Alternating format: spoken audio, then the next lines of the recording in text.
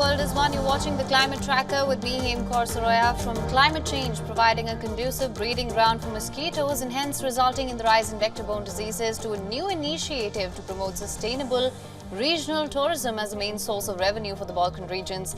We've got an action-packed show. Let's get started.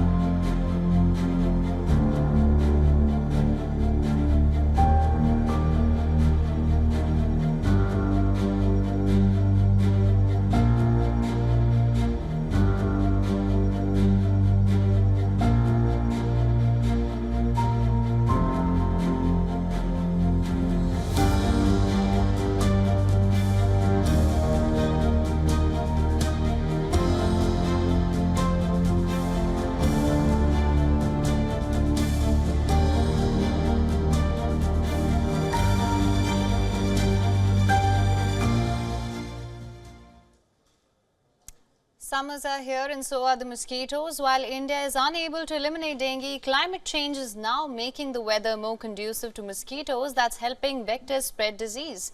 According to a 2022 report, changing climate patterns coupled with other factors like urbanization and increased movement of people and goods have boosted the spread of disease-causing mosquitoes. The climatic conditions needed for mosquitoes to thrive increased by 12% from 2012 to 2021. For species of mosquitoes that cause diseases like dengue and chikungunya in India, the length of the transmission season for malaria increased a little over 31% for the American highlands and nearly 14% in the African highlands from 1951 to 1960 and from 2012 to 2021 as per this particular report. However, this is not the first time that climate change and increased movement have emerged as the reason for an increased spread of disease affecting all forms of life. Both malaria and dengue are vector-borne diseases spread by organisms like mosquitoes that transport parasites and pathogens from one infected person or animal to another. But how does climate change affect diseases? Mosquitoes are cold-blooded creatures that function best in balmy temperatures. And since the Industrial Revolution, humans have warmed Earth more than 1 degree Celsius on an average, and with climate change poised to upend habitats and push plants and animals to new locales, pathogens are on the move as well. As per entomologists point out that massive testing for vector-borne diseases was done in the case of COVID. This may be the way forward for diagnosis and containment in this particular case as well.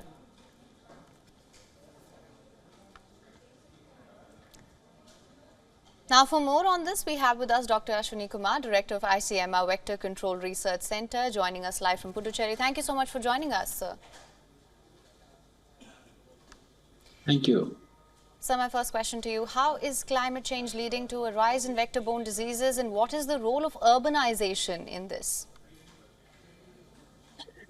Well, climate change is real, and the vectors are climate sensitive in the sense that, as you said, their body temperature depends on the atmospheric temperature. They are cold-blooded, and as the Earth is warming up, there are greater opportunities for these vectors to multiply because their body temperature is rising, their lifespan is shortening. As a result, in a shorter span, they can produce large populations. So global warming is definitely impacting the growth of vectors and the surge of some of the vector-borne diseases. Right, sir. Now, the World Economic Forum says 4 billion people are at risk from dengue fever today, and that could double by the end of the century. What can we do to stem the rise in cases, and what approach does India need to adopt here? Well, India, as you know, is the fastest growing economy in the world. And, and people are increasingly moving from urban areas to, from rural areas to urban areas. And that is fueling the infrastructure, surge in the country. And as a result of that, we are creating a lot of opportunities for vectors to breed. Vectors, particularly mosquitoes, breed in water containers. And as more and more buildings are added up, the more infrastructure, man-made infrastructure is created for these vectors to multiply, breed. And some mosquitoes like culicines or culex mosquitoes breed in polluted waters. And as more and more urbanization will take place, you need water disposal facilities. And if these are defective, the storage as well as the disposal facilities, there will be greater opportunities for vectors to breed, and consequently, the vector-borne diseases will also increase. Right. Doctor, now studies also suggest that climate change is exacerbating global income inequality between wealthy nations in cooler regions, poor nations in hotter parts of the world. So how do developing nations like India manage growth expectations while also managing the climate crisis and the related health risks? Well, as I mentioned, that we are the fastest growing economy in the world. And this is going to continue as per the forecast and the projections. And that would mean that India's infrastructure will grow leaps and bounds in the years to come. And that would mean that, we will add up a lot of, buildings in the urban areas. There will be growth all around, as we have seen in cities like Bangalore, Mumbai, anywhere in the country. These cities are just expanding. And also, our road infrastructure is also expanding. And similarly, industry is also expanding. All this would, and many airports we are adding, and all these, would lead to not only the growth, infrastructure growth, but also it would attract the migrants from the rural areas to urban areas. So our challenges of the, vector-borne diseases will rise as more and more structures are added up in the urban areas, or the slums are created around the cities. Right. And the water facilities, the storage facilities are not adequate, and you would see that, mosquitoes and other vectors will get more opportunities to breed in these areas. So India should actually, develop a model or adopt a model of responsible public health engineering, and so as to design buildings and infrastructure which is mosquito proof. And there are several examples of that. All right, Dr. Ashwini Kumar, thank you so much for joining us on this broadcast with your insights on this. Thank you. The Amazon rainforest, the largest rainforest on Earth, contains most of the plant and animal species found on the planet and affects weather patterns on a global scale. Do you know that these forests can now save you money by cutting down on your healthcare expenses as well? Well, according to a recent study, protected indigenous reservations in the Amazon rainforest absorb thousands of tons of airborne pollution each year, saving around at least $2 billion annually in healthcare costs for treating respiratory and cardiovascular diseases. The decade-long study analyzed the health impact of forest fires on the Brazilian Amazon, which release huge amounts of particles into the atmosphere that can travel hundreds of kilometers, damaging the air quality in cities. By protecting their own lands against such fires and instead saving pollution-absorbing trees, Amazon indigenous people help prevent thousands of cases of potentially deadly diseases.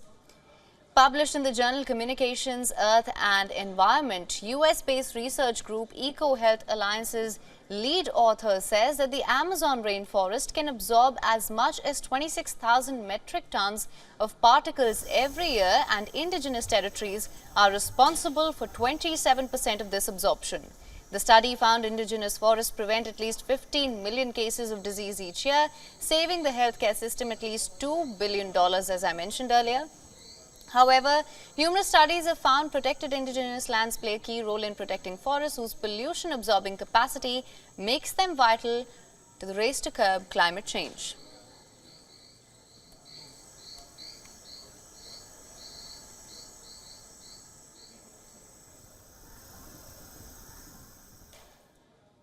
Now, 2 days since the massive fire at Richmond Plastic Recycling Factory in Indiana filled the air with clouds of jet black fumes. Thousands have been evacuated from the nearby residential areas. Local officials say that the inferno, which started on Tuesday, continued to burn through Wednesday, has pumped many toxins into the atmosphere. The Environmental Protection Agency refutes this claim. The EPA says it is not carrying out any testing inside the evacuation zone for safety reasons.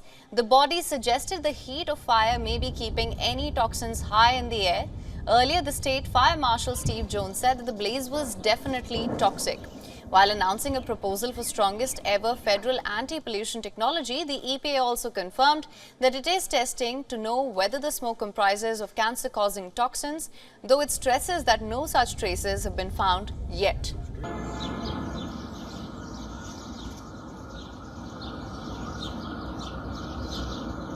Americans are seeing and feeling the devastating impacts that the climate crisis is delivering firsthand.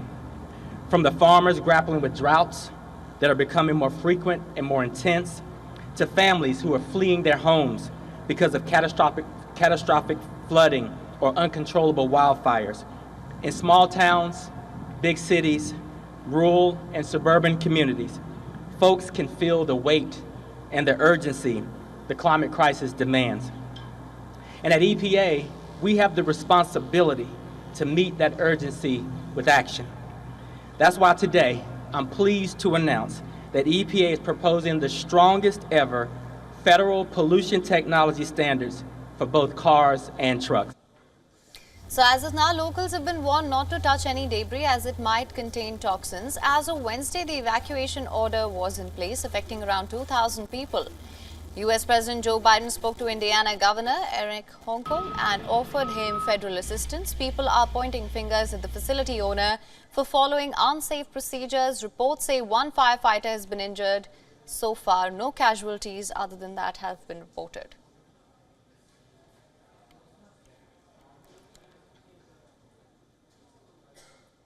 Now, it's been years since experts and conservationists have been trying to implement new ways to tackle the climate crisis.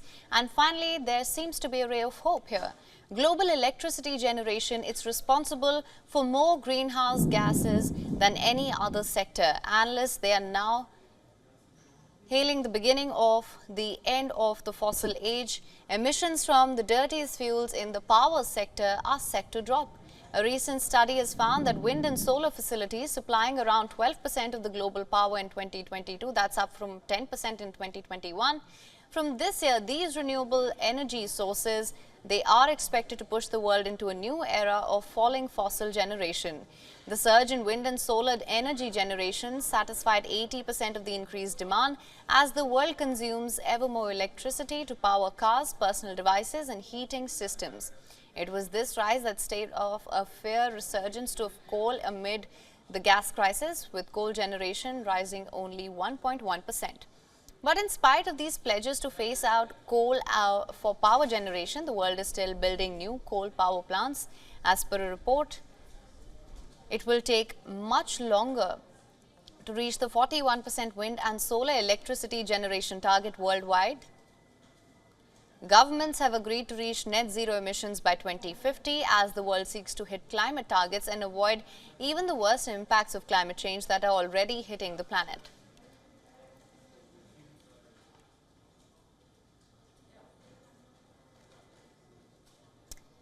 Now, it's the stench of flesh that permeates the air in Ilo town near Kochi in India's southern state of Kerala. To think that this island on the Periyar River, stretching over 17 kilometers from the Arabian Sea, was once teeming with fish and fauna. Most of the fish are gone. Locals say people living near the river are hardly even having children anymore. Some 300 chemical companies belch out dense fumes, almost warning people to stay away, while the waters have taken on a dark, unhealthy color.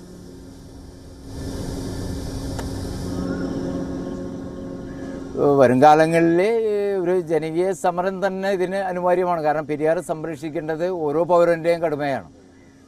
അതിലാർക്കും മാറിയിരിക്കാനില്ല. കുടിവെള്ള സ്രോതസ്സാണ്. ഇനിയിപ്പോൾ വരുന്ന തലമുറ കുടിവെള്ളത്തിന് വേണ്ടിയായിരിക്കും യുദ്ധം ചെയ്യണത്. അല്ല വേറൊന്നിനുമല്ല. 2000 തൊട്ട് പോക്കറ്റിൽ വെച്ചിട്ട് കാര്യമില്ല. വെള്ളം കിട്ടാനില്ലെങ്കിൽ പിന്നെ എന്ത് ചെയ്യും? കുടിവെള്ളം വേണം.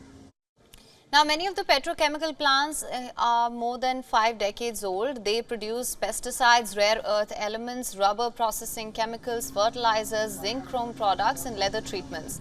Residents say the industries take in large amounts of fresh water and discharge concentrated wastewater with almost no treatment. The blame game continues. The grass and trees in the area appear wilted as if scorched by noxious fumes. The birds seem to have been driven away as well. The residents have now grown accustomed to the stench that seems to hang over the area. അവർക്ക് maximum ലാഭം കിട്ടുന്ന രീതിയിൽ അവരുടെ വേസ്റ്റുകൾ എന്ത് ചെയ്യണമെന്നുള്ളതിനെക്കുറിച്ച് അവർക്ക് യാതൊരു ബോധമില്ലായ്കയല്ല, അത് വളരെ എളുപ്പം ഡിസ്ചാർജ് ചെയ്യാനായിട്ടുള്ള ഒരു സോഴ്സ് നമുക്ക് റിവർ പെരിയാറായിട്ട് ഉണ്ട് ഇവിടെ. അവരുടെ മിക്കവാറും എല്ലാവരുടെയും ബോർഡർ ഈ river പെരിയാറാണ്. Now, residents have periodically raised protests over the damage done by factories. Demonstrations began in 1970 when the village first saw thousands of fish dying. Residents are now trying to improve surveillance to catch those responsible for polluting the river. Legal cases have been pursued against polluting industries. However, State Pollution Control Board downplayed the industrial pollution, blaming it on sewage from homes, commercial institutions and markets upstream.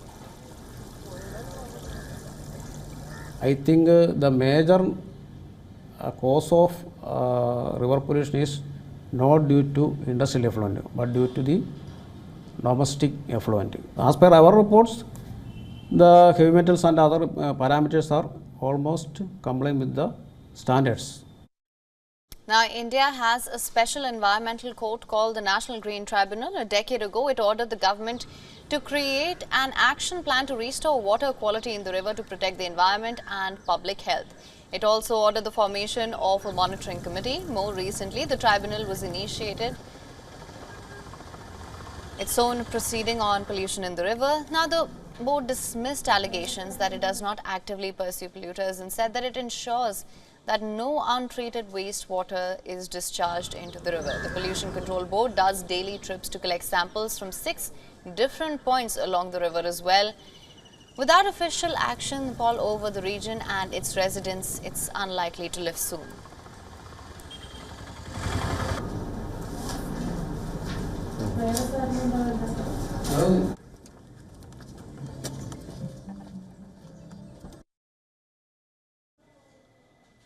And an international forum is bringing together officials from the Western Balkans and Southern Europe to Albania's capital this week with an aim to promote sustainable regional tourism as a main source of revenue for the region. Our next report gets you all the details. Take a look.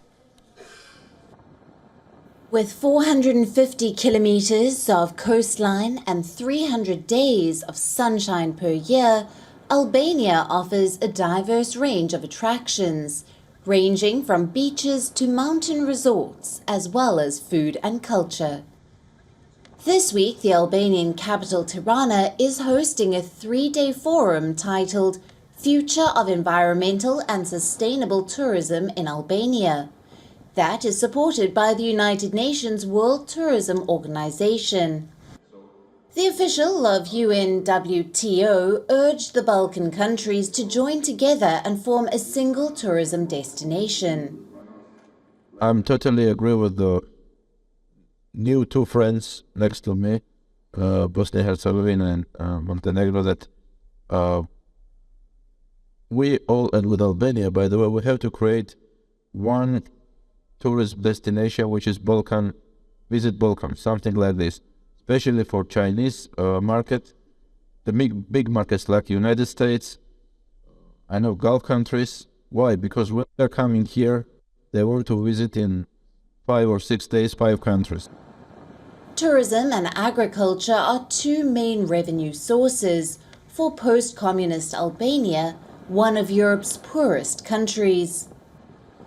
Tourism generated at least 17% of GDP in 2021. With arrivals increasing 33% last year to 7.5 million people.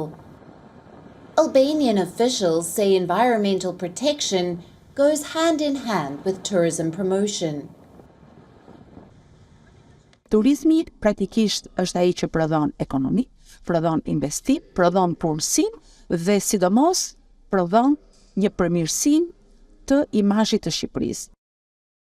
Last month, Tirana declared the Vjosa River, the last wild river in Europe, a national park, meaning that any development is prohibited, and more than a fifth of the country was protected. Mohammed Ali Alabar of the Eagle Hills Group of Companies, an Abu Dhabi-based private real estate investment and development company, is to invest at least $2.5 billion to build the Durrës Yachts and Marina Port and Residence area. I think it just gave me the right feel. But also when I started, we were so keen to do. And then I look at Albania and I see so keen to do. And I really, really think that's the key to everything. That are there willing partners who believe? And it's a long struggle because it takes years to achieve it. So I found an environment of decent people really want to push their country forward. Like many others, Albania's tourism industry is grappling with worker shortage, as many young Albanians have immigrated to Western European countries. Hence, within the framework of FESTA, are now advancing the European Green Deal's tourism shift to greater sustainability, including through the Glasgow Declaration on Climate Action in Tourism and the Global Tourism Plastics Initiative. Spring is here, and in New Jersey, tulips are in full bloom. The tulips have now taken over New Jersey's Dalton farms, colorfully covering the entire field. We leave you with these visuals. Thank you so much for watching WION World is One.